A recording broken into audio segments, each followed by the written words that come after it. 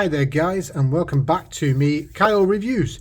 Today I'm taking a look at a classic device. You could already see the name right there, and if it's worth it in 2024, and also compare it against a slightly more modern version. So I have the Pixel 4a and I have my personal Pixel 6a. I've managed to source this in mint condition as new. So if you're one of those that's just looking for a cheap phone, you're not bothered about the latest and greatest, this is a great video for you, and I'll show you why now.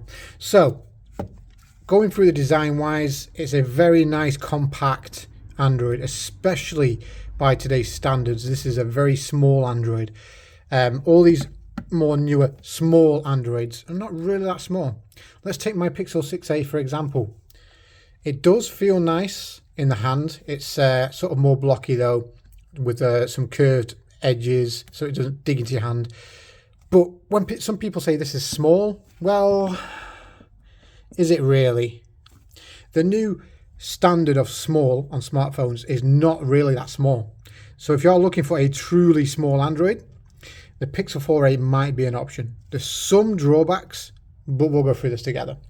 So the big main drawback of this particular phone, the 4a, is just the fact that it is aged.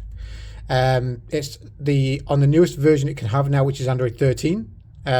All the latest smartphones, if they're still supported, probably are going to be on Android 14 now. The current Pixels are all on Android 14, but this did stop at 13. But if you're not a heavy user, or you're just someone that knows what you're doing, then you will be fine with that anyway. The difference between Android 13 and Android 14 is, well, not a lot. They look visually quite the same.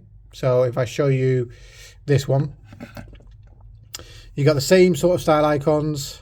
Swipe up, you got the same app drawer. Of course, there's a different color going on because I have different sort of theme set to them. Swipe down, you got the same looking notification and quick settings area. And then you swipe right, obviously you got your Google feed. It's all the same, pretty much. The main difference is going to be your background things and certain settings and tweaks per phone. But visually looking and everyday use, exactly the same system. So you're not missing anything really if you chose the 4a. Okay, put that to one side. So that's the main drawback. The secondary drawback is it's just with age can come battery degradation.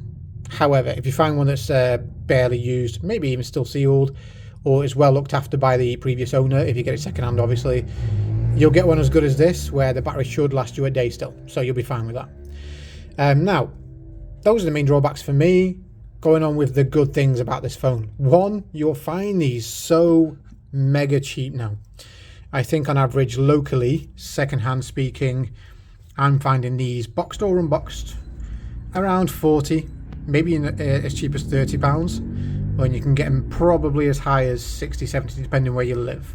Because if they're in great condition, they can be quite a collector's item for some people now, because it's Google Pixel. And that compactness, the actual fact that it is nice in the hand, it's very thin, it's very lightweight, it's got a good feel to the back. Everyday use on this, I've actually enjoyed this more than my own Pixel 6a. Okay, it's been a fantastic experience. The screen is super bright and sharp, given the age of it, and that, you know, I say it's old. To me, it's not, but tech terms, it's old. The screen is still fantastic. Popping colours, nice and sharp, fast fingerprint reader. The second I put my finger on it, it's vibrating to tell me it's realised that is my finger. The second I'm touching it, it's beep. It's super fast. Nice clicky buttons on the side. The speakers in this thin phone surprised me. They're very loud, quite clear on the loud level, and the everyday use of this Android system is fantastic. I've had no hitches and glitches. Now, given this is even at its time, a more sort of underpowered phone, it wasn't a flagship powerful thing, it still runs nice and fast because it's stock Android. That's the main thing about it. Doesn't come with a load of bloatware on it. Just comes with the stock Google Android apps. I've installed a few more since. And it's just nice and fluid all throughout. Really enjoyed the experience. I guarantee if you were looking at something smaller and you do go for this, you would enjoy the experience. It's got a nice curved body design, so it fits nicely in the hand. The camera's off to one side instead of in the middle. I prefer it to one side, funnily enough. It just feels more out of the way. And it's got that Google goodness with the cameras. Even though this is still just, it was the 12.2 megapixel camera, and there's only one camera. It takes fantastic shots. And Pixel have been known for their fantastic photos ever since the first ever Pixel, all the way to the latest Pixel 8 series right now. So you're going to have a great experience with media as well. And that's pretty much it. That's the roundedness. So what is so good about this phone? Well, I'm going to bring it up. It was on my phone earlier. So on the left is a Pixel 4a. On the right is my Pixel 6a. So comparatively, I have pretty much the same Android system. The 13 to 14 difference is nothing. Okay. They both have an OLED screen. Very similar size, but basically this one is, the smaller one is a 5.81 inch, whereas my Pixel 6 in my hand now is 6.1 inch. So yeah, this has a slightly bigger screen, tall wise. It is, I feel like it's better on this one, but that's just up to you. Funnily enough, this is actually sharper as well at 443 ppi, and on that smaller screen to boot, that's what makes the screen so sharp. Whereas this is a bigger screen and is 429 ppi, so actually it's sharper than my newer phone here.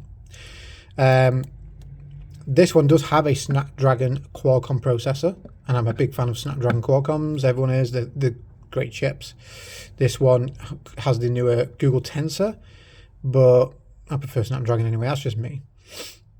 They have the same storage and RAM, funnily enough. So both are 128 gigabyte, and then both are 6 gigabytes of RAM. So that's just pretty much the same now. Both have 12.2 megapixel camera, as I mentioned just a minute ago. The good thing about Google is they really do use every bit of detail and light from their smaller megapixel cameras. They're really good with processing. So that's why you get good shots on both. And then you've got all your usual bits. Oh, 8 megapixel selfie on both as well, with the HDR, stereo speakers on both. So that's why I said for a small phone it sounds so good. They are stereo speakers. Bluetooth 5.0 still, whereas it's now 5.2, but you're not going to notice an everyday difference on that. This is an in-screen fingerprint reader. This is a rear fingerprint reader. I've always preferred the physical fingerprints. They seem more accurate and all that. And then sometimes on my in-screen fingerprint reader I get missed touches and it says try again. It's so annoying. That one is more reliable. And that's pretty much it. That's probably all you're going to be bothered about. Basically, day-to-day use, weirdly enough, even though this one is newer and does cost more, obviously, because it's newer, for the price, this is way better than this one. It's a weird thing how that's worked out. That's how I feel anyway. More reliable. If you find one that still has a good battery life, it'll last you all day as well. Day-to-day system use, you're not going to notice any difference. So why not just go and save your money and get the smaller compact one with a more reliable fingerprint reader, a sharper screen, and just a great experience all around. Weird that, isn't it? So yeah, if you are right now, you know, the sort of person that needs to save a bit of money, or you just don't have much, because let's tell the truth, a lot of people don't have a lot of money these days. If the economy is screwed, you can save a lot of money and just go for something like this, the Pixel 4a, or you know, you could even go to like the 3a. I don't know how cheap you want to go there, but the 4a is very viable, especially because in the range you can find it, if you're lucky enough, 30-40 quid at the cheaper end, and still boxed. So yeah, that's pretty much it. That sums it up. If you enjoyed this bit of a video and I've opened your eyes to budget options being viable, please give me a nice little subscribe and a like and all that. Let me know. I hope to see you in the next one, and see you soon.